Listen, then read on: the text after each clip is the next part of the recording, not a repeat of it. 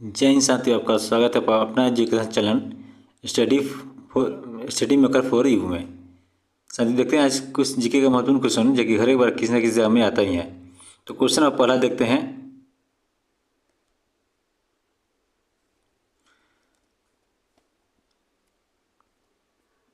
पैरासो jet यानी supersonic jet से उत्पन्न ध्वनि तरंग किस परत तक पहुंचती है? तो ये पहुंचती है आपका ओजोन परत तक। राइट आंसर इसका ये हो जाएगा।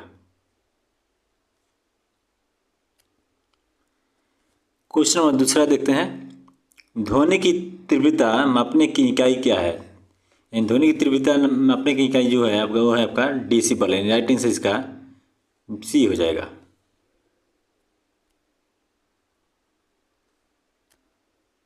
क्वेश्चन नंबर तीसरा देखते हैं। प्रतिध्वनि सुनने के लिए न्यूनतम दूरी कितनी होनी चाहिए? तो ये होनी चाहिए आपका 16.5 मीटर। राइट आंसर इसका बी हो जाएगा।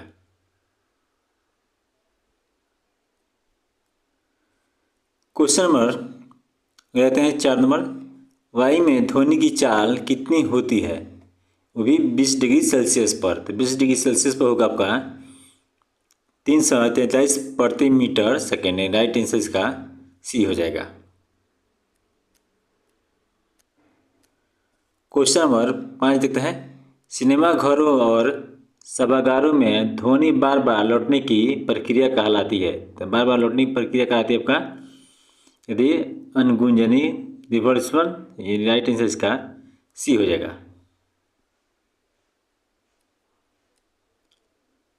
क्वेश्चन नंबर 6 देखते हैं। वायुमंडल में ध्वनि क्यों नहीं सुनाई देती है? कह रहे कि वायुमंडल में ध्वनि क्यों नहीं सुनाई देती थी? नहीं सुनाई देती इसका कारण है ये निर्वात होता है। राइट आंसर इसका ये हो जाएगा। क्वेश्चन नंबर 7 देखते हैं। ध्वनि सुनने की जैविक विधि कहलाती है। तो ध्वनि सुनने की जैविक विधि कहलाती है सोनोग्राफी। यानी राइट आंसर इसका बी हो जाएगा। क्वेश्चन नंबर 8 देखते हैं।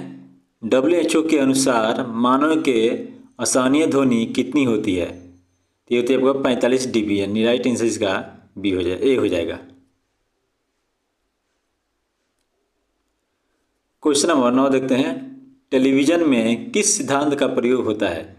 तो टेलीविजन में होता है आपका विद्युत चुंबकीय तरंगों का सिद्धांत यानी होते उपयोग होता है। राइट आंसर इसका बी हो जाएगा। क्वेश्चन नंबर 10 देखते हैं। बांसुरी और वालियन की ध्वनि का अंतर किस पर निर्भर करता है? बांसुरी और वालियन की ध्वनि का जो अंतर है वो किस पर निर्भर करता है? तो वो करता है आपका ध्वनि गुणन पर यानी टिम्बर पर। राइट आंसर इसका सी हो जाएगा।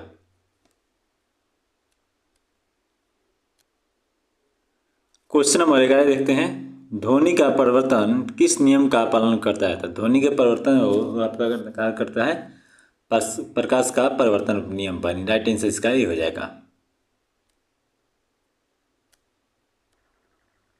क्वेश्चन नंबर 12 देखते हैं। जल, लोहा और नाइट्रोजन में ध्वनि की चाल क्रम है। तो देखिए नाइट्रोजन ये हो जाएगा आपका नाइट्रोजन में होगा, उसके बाद जल में होगा, उसके बाद लोहा में। राइट आंसर इसका बी हो जाएगा। क्वेश्चन नंबर 13 देखते हैं। ध्वनि की चाल किस माध्यम में सर्वाधिक होती है? तो ये होती है आपका ठोस में। राइट आंसर इसका बी हो जाएगा।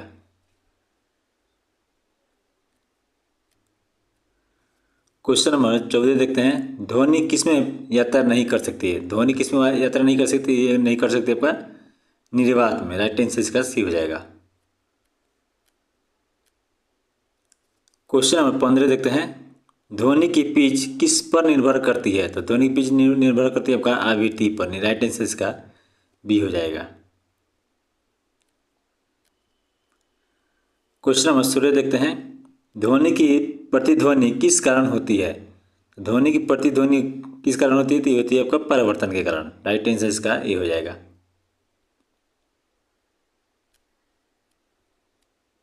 क्वेश्चन नंबर 17 देखते हैं। मानव कान की श्रवण सीमा कितनी होती है? यानी मनुष्य जो कितना हर्ट्ज तक ले ध्वनि आवाज़ सुन सकता है? तो ये होता है आपका 20 से 20,000 हर्ट्ज तक ले। राइट आंसर इसका बी हो जाएगा। क्वेश्चन नंबर 18 देखते हैं। प्रसव तरंग की आवृत्ति होती है तो ये होती है आपका 20 के से हर्ट्ज से अधिक होती है। राइट आंसर इसका सी हो जाएगा। क्वेश्चन नंबर 19 देखते हैं।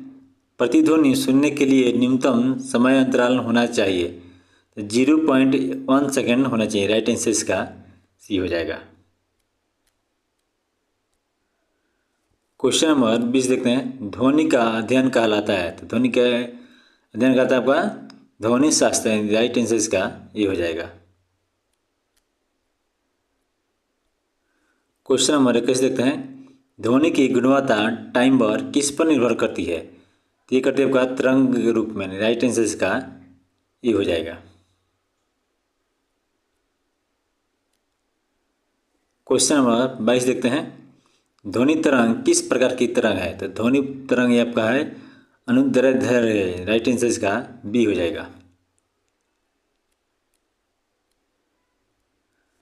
क्वेश्चन नंबर 23 देखते हैं। ध्वनि की चाल वायु में 0 डिग्री पर कितने होता है तो ये होता है आपका 332 मीटर पर सेकेंड। राइट आंसर इसका बी हो जाएगा।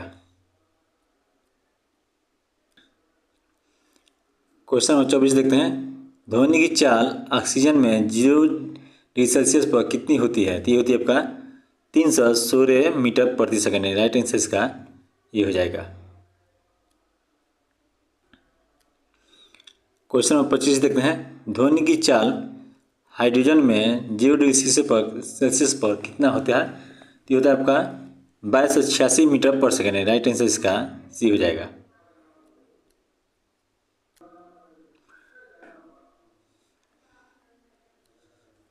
क्वेश्चन नंबर 26 देखते हैं। ध्वनि की चाल जल में कितनी होती है तो ये होती है आपका 1493 मीटर पर सेकेंड।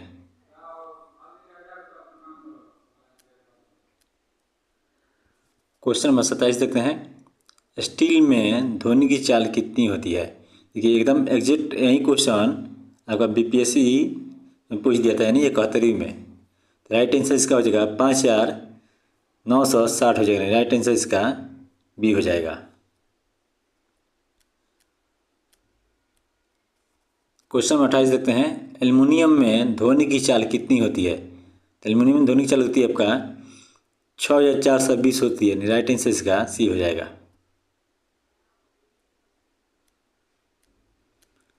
क्वेश्चन नंबर 29 देखते हैं। ध्वनि की चाल अधिकतम किस में होती है तो अधिकतम होती है आपका ठोस में। राइट आंसर इसका सी हो जाएगा। क्वेश्चन नंबर 30 देखते हैं। किस वैज्ञानिक ने बताया कि ध्वनि तरंग यांत्रिक तरंग है यह बताया था आपका न्यूटन ने। राइट आंसर इसका ये हो जाएगा। क्वेश्चन नंबर 31 देखते हैं। प्रतिध्वनि सुनने के लिए कान को ध्वनि आने में न्यूनतम कितना समय होना चाहिए तो ये होना चाहिए आपका 0.1 सेकेंड। राइट आंसर इसका ये हो जाएगा। क्वेश्चन नंबर 32 देखते हैं। सोनार का पूरा नाम क्या है तो सोनार का पूरा नाम है sound navigation and ragging. Right answer इसका ये हो जाएगा। क्वेश्चन नंबर 33 देखते हैं। सोनार का उपयोग किस में होता है तो सोनार का उपयोग होता है आपका समुद्र की गहराई मापने के लिए। राइट आंसर इसका बी हो जाएगा। क्वेश्चन नंबर 34 देखते हैं। सोनोग्राफी किस तरंग पर आधारित होती है तो सोनोग्राफी आपका आधारित होती है प्रसव्य तरंग पर। राइट आंसर इसका ये हो जाएगा। क्वेश्चन नंबर 35 देखते हैं। शोर प्रदूषण का मुख्य कारण क्या है तो शोर प्रदूषण का मुख्य कारण है आपका ध्वनि। राइट आंसर इसका बी हो जाएगा।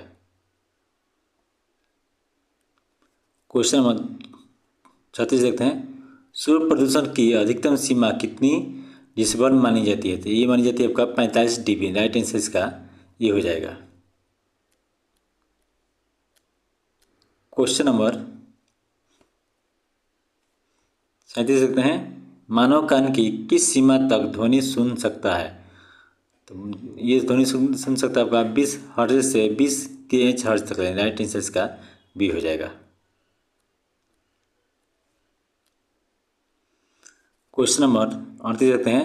20 हर्ट्ज से कम की ध्वनि कहलाती है, तो ये कहलाती है आपका अश्रव्य कहलाती है। राइट आंसर इसका सी हो जाएगा। क्वेश्चन नंबर 20 देखते हैं, 39 देखते हैं। 20 kHz से अधिक ध्वनि कहलाती है, तो ये कहलाती है प्रसव्य कहलाती है। यानी 20 से अधिक होगा तो प्रसव्य कहलाएगा, याद रखिए। 20 से कम हो तो अश्रव्य कहलाएगा। क्वेश्चन नंबर 40 देखते हैं। ध्वनि तरंग किस नियम से अपरिवर्तित हो सकती है, तो ये हो सकती है आपका स्नेल का नियम से। राइट आंसर इसका बी हो जाएगा। तो वीडियो कैसा लगा कमेंट कीजिए और चैनल को सब्सक्राइब कीजिए। जय हिंद।